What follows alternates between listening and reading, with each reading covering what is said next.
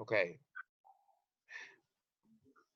Okay, that I'm going to first of all I'm going to compare the two CBD of the cities. Okay, I'm going to compare two cities. Okay, the first one is Kuala Lumpur, and then the second one is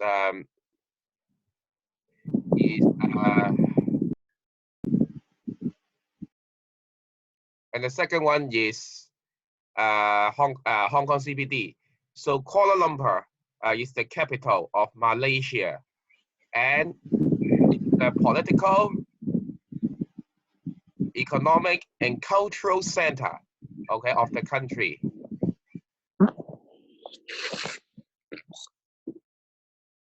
Okay, so next, here is the CBD, is the city center of Kuala Lumpur. Okay, so where is the commercial areas? Okay, let's see. Where is the commercial area? For example, okay, it is around the Twin Towers. Okay, the commercial area is the orange area, and you see here, okay, the orange area, and then the orange area here, and then the orange area in the northwest of this place. So the commercial area is scattering around the Twin Towers. And where is the residential area?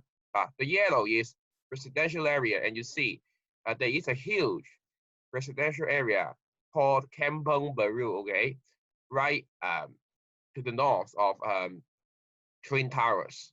And then the residential areas are scattered around the commercial area, okay? Yeah. And this is the geographical location of Kuala Lumpur, okay? It is on the west coast of Malaysia Peninsula, okay?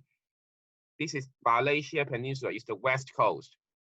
And the area is only 1/5 of Hong Kong, and it has a population of 1.6 million. Okay, so okay, any question about Kuala Lumpur? Okay, so if you have no question, maybe we can go to the next. This is the Twin Tower, okay, Twin Towers of Kuala Lumpur, and it is the landmark. It's a landmark of Kuala Lumpur. It's the 5th tallest building in the world. Okay, it's 452 meters tall. And here, Kampong Baru, okay, is the traditional Malay community. It is very close to the central business area. This is the central business area, but it is undeveloped. Okay, so I'm going to highlight the characteristics of the Kampong Baru. Okay. Now, so what are the similarities between and other places? So the first difference, okay, is that the CBD, the central business area of Kuala Lumpur and Hong Kong, have a high percentage of commercial and institutional land uses. Institutional land uses includes the police station, the fire station, the government buildings, other, and etc. And many commercial buildings like bank headquarters, 5-star hotels, and government departments are found in the central business area, the CBD. Okay, and the differences between the CBD of Hong Kong and the CBD of Kuala Lumpur is that the CBD of Kuala Lumpur has a low density of development, low density. And then the buildings in the CBD of Kuala Lumpur are lower in height. Okay. And then the CBD of Kuala Lumpur is the mixture of modern and traditional cultures. And there is a traditional Malay community, okay, known as Kampong Baru, okay, near the Twin Towers. About 18 Malays live there. and then it was built in 1900, okay, 1900, to keep the culture of the Malays, okay. So to preserve the traditional Malay culture, this area is undeveloped, even though it is located close to the central business area, okay.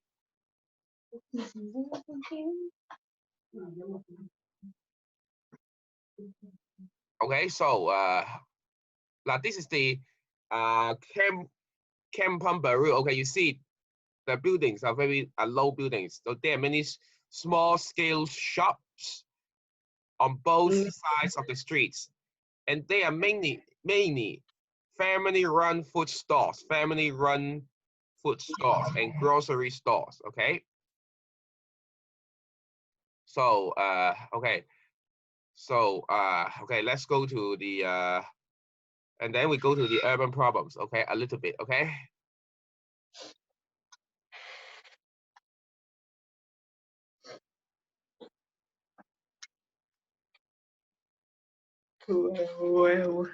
Okay, so let's go to this part.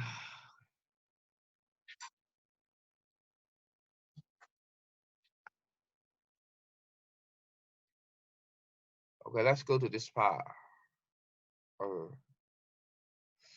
Okay.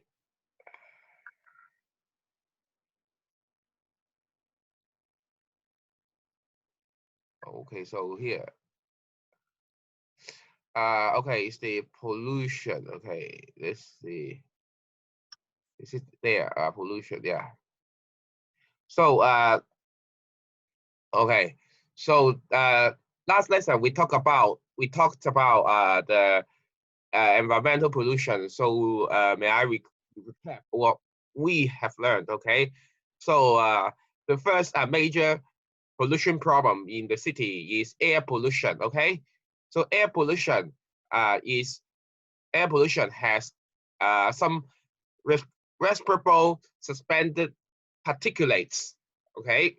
And these particulates are produced by vehicles and power plants. Okay. And there is severe roadside pollution in Central because of heavy traffic. And then the cars emit poisonous gases. And these gases can damage our respiratory system and also our brain. Okay.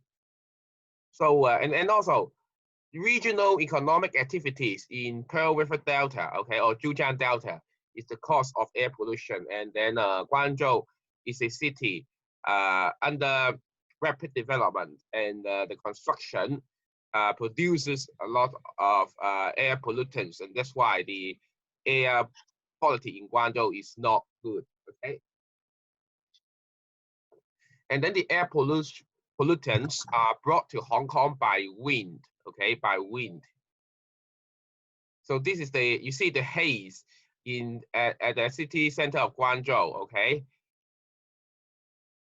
And okay, the high level of pollutants in Yunnan, okay, is mainly caused by the regional pollution because of its proximity. Proximity means it is close to China, so the air quality of Yunnan is not so good, even though it is away from the central business area of Hong Kong. Okay, so the high level of air pollutant in Causeway Bay and Central is caused by local pollution. Okay, so apart from the air pollution, we have water pollution. So Hong Kong has high water consumption, so that's why there is a lot of sewage, dirty water from homes, mainly from homes, because many factories in Hong Kong have been relocated to China. Okay, so okay, so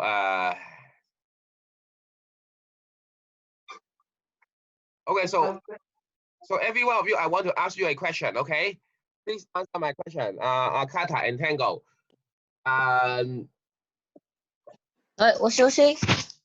Okay, Kata and Tanko, I want to ask you, what do you do to protect yourself, okay, from air pollution? Kata, what can you do to protect yourself from air pollution?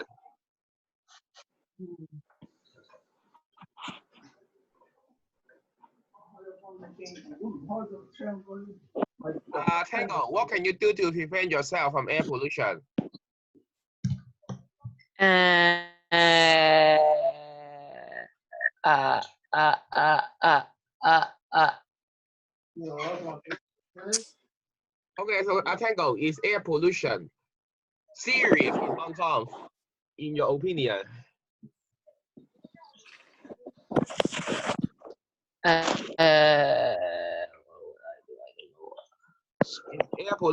Is air pollution serious in Hong Kong, in your opinion? Stay at home whole day. Oh, stay at home whole Don't day. do anything. Okay, don't do Don't do anything. anything. Oh, don't do Don't anything. Okay, but just if stay your at home home. is located in the city center, then it is difficult That is to keep off air pollution. Because many people in Hong Kong are living at the city center, like Mongkok, and Yomate. So, but anyway, if your home is away from the city center, of course, it's better to stay at home to keep off the air pollution. Okay. Yeah. So, okay. Apart from the air pollution, Hong Kong has serious.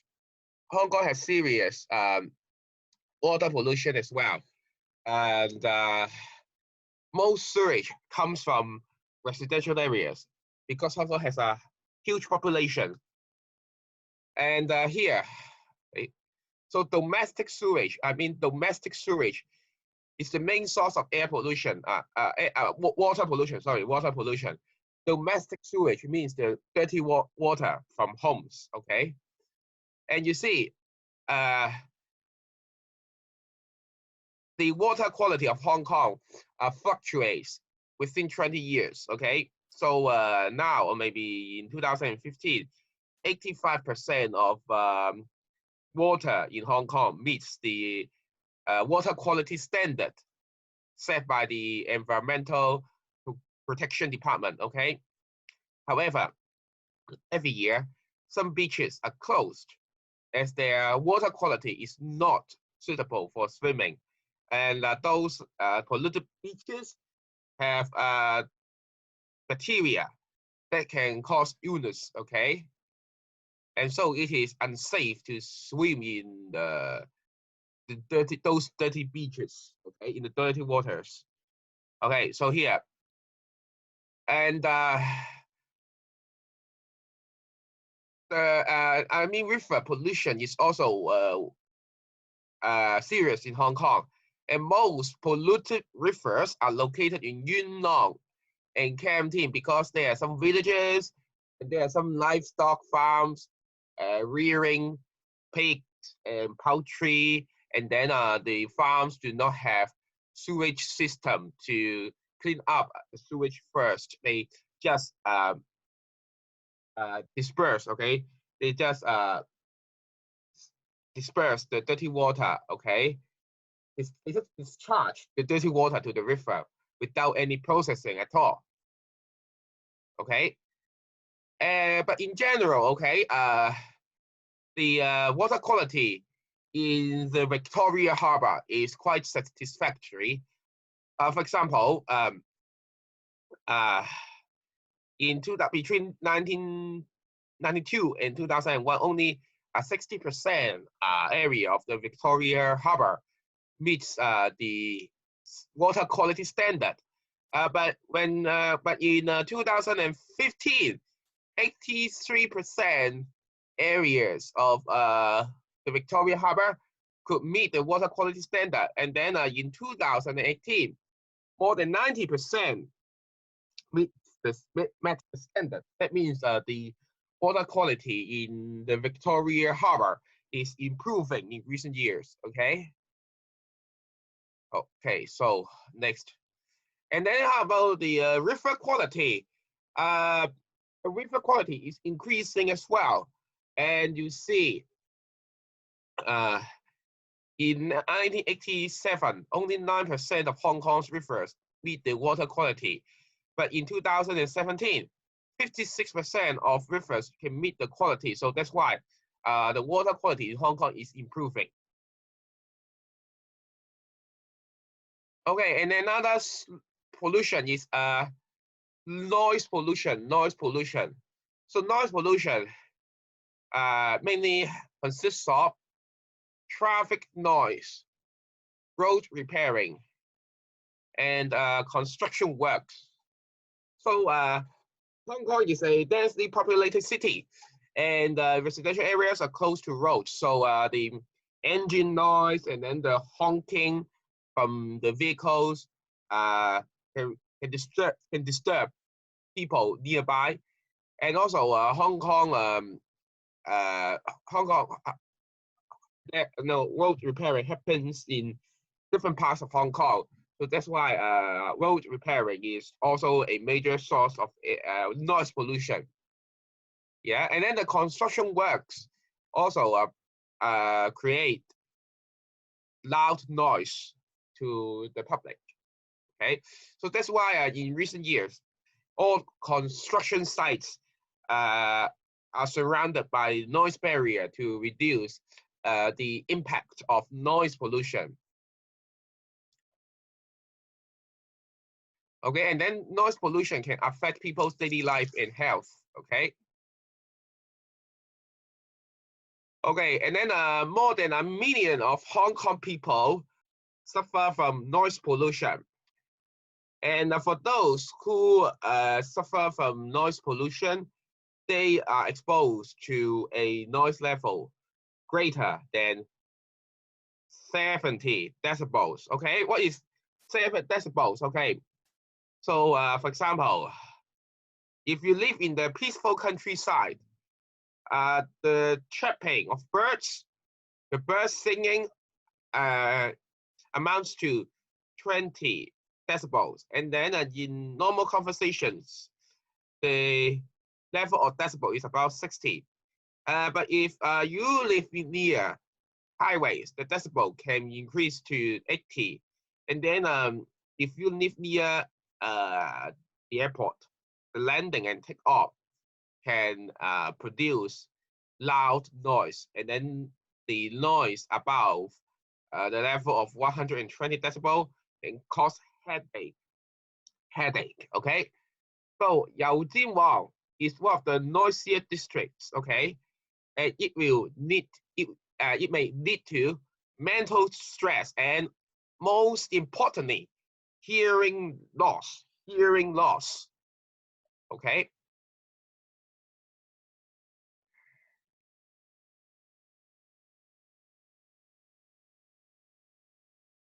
Okay, so I want to ask you, most every one of you, okay? If your ear is damaged by noise pollution, can you recover after the damage is done to your ear? Yep. Yes or no? Yes. Yes. The answer is no, because the nerves in your ear are quite sensitive, and then once they are damaged, it's difficult to recover your hearing ability. So that's why it is extremely important to protect your ear. Okay. Okay. Yeah. So it's important to protect your ear. Okay. So next. Okay, so I will leave the land pollution in the next part. Okay, so we will go to the map reading part. Okay, map reading. Okay.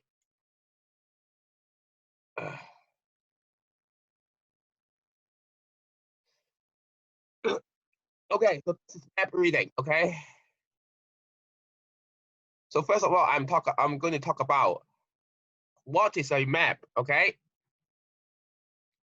So a map is a plan similar to the bird's eye view drawing.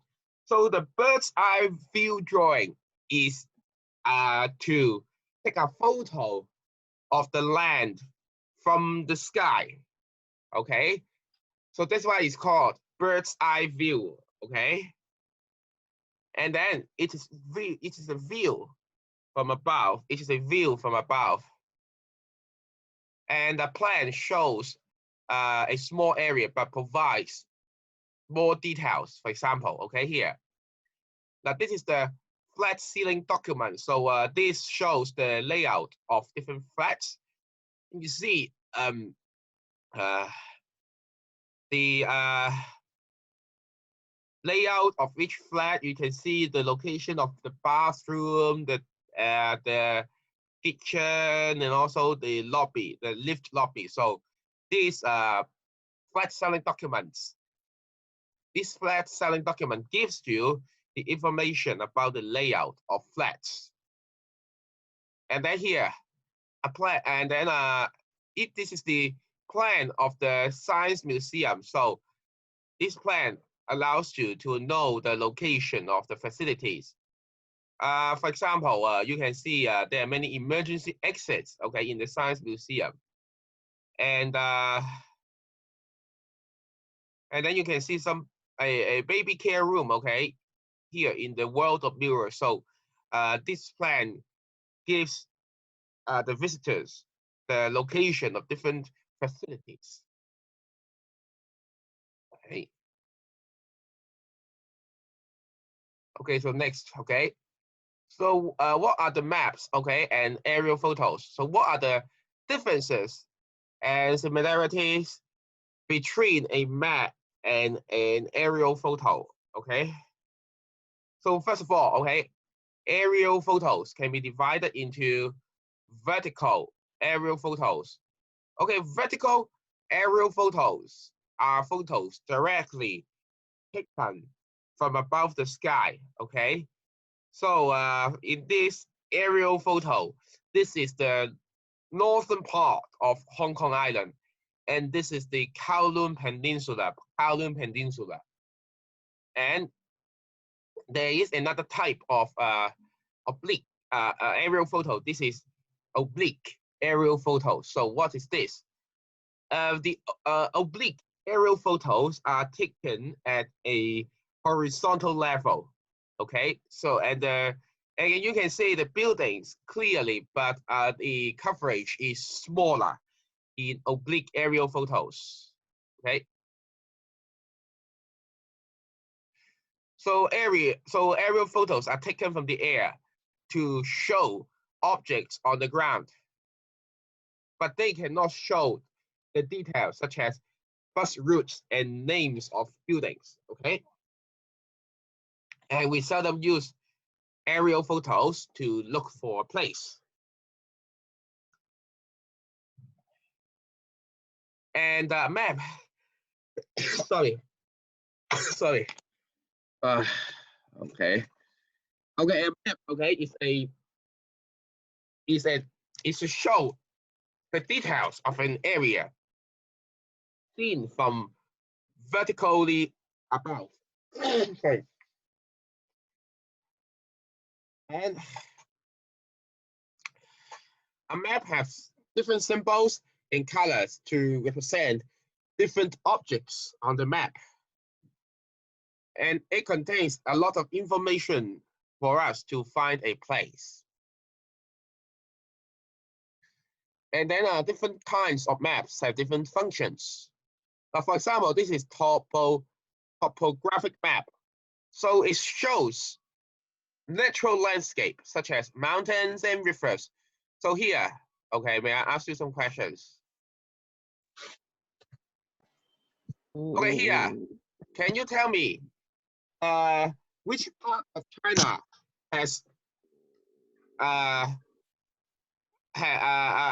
lower altitude? Okay, which part of China has low altitude? Which part of China are located on low level areas like plains, east or west?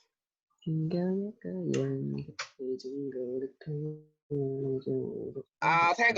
Kata. Can you tell me Right. which part of China is more even? 阿 Sir 講大聲啲得唔得？我聽唔到啊。 Which part of China is even? Is located on low-level areas? Low level East or west? West. East. Yeah, it is clear that the eastern part of China is located on plains, okay?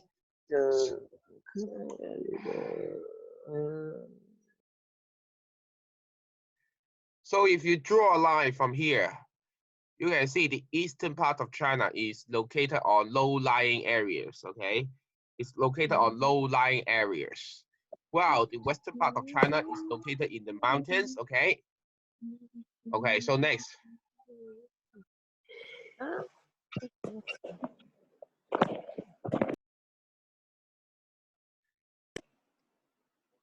Okay, another type of map is political map. And this map shows the boundaries of different countries and cities, okay? So here, this is the geographic map of China. So which part, okay? Yes. So this is a political map of China. So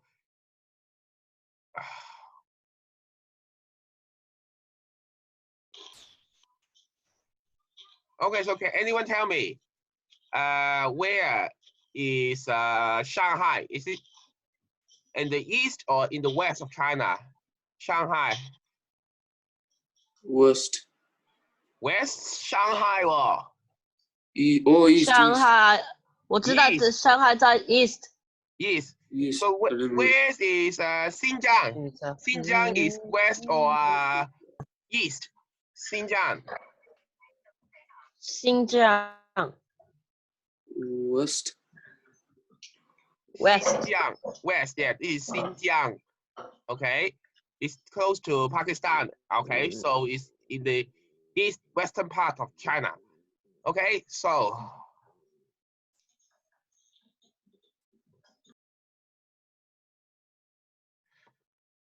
okay, so here, thematic map. Okay, this shows the population distribution and density. Okay, so this is shows the population density of China. So which part of China has more people? Tango, which part of China has more people, eastern or western? Western. This is east and this is west, and then the Eastern. Yeah. Eastern. Yeah, the eastern part of China has more people. Okay, the eastern part of China has more people. Okay, remember, the eastern part of China has more people. Okay, so next. Okay, next. This is the street map,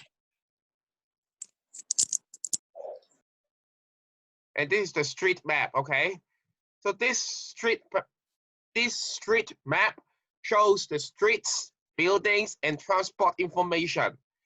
Okay, so here. This street map shows the layout of buildings and public facilities in Central. For example, this is the Statue Square, and the HSBC building is directly opposite the Statue Square, and the Court of Final Appeal is to the right-hand side of the Statue Square.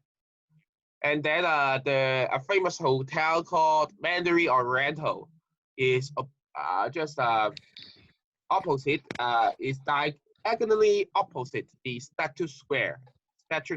Okay?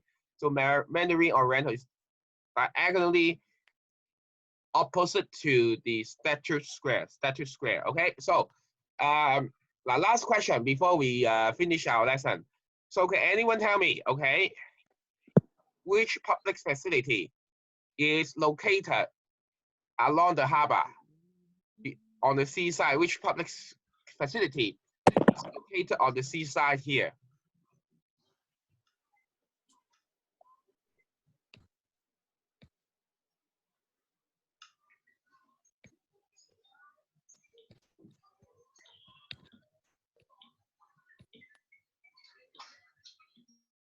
Kata, can you tell me which public facility is located on the seaside?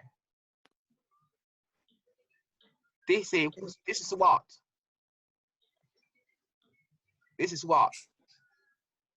The post office. The post office. Yes, the post office is located on the seaside. Okay, so this is what kind of land use? It is industrial land use or institutional land use.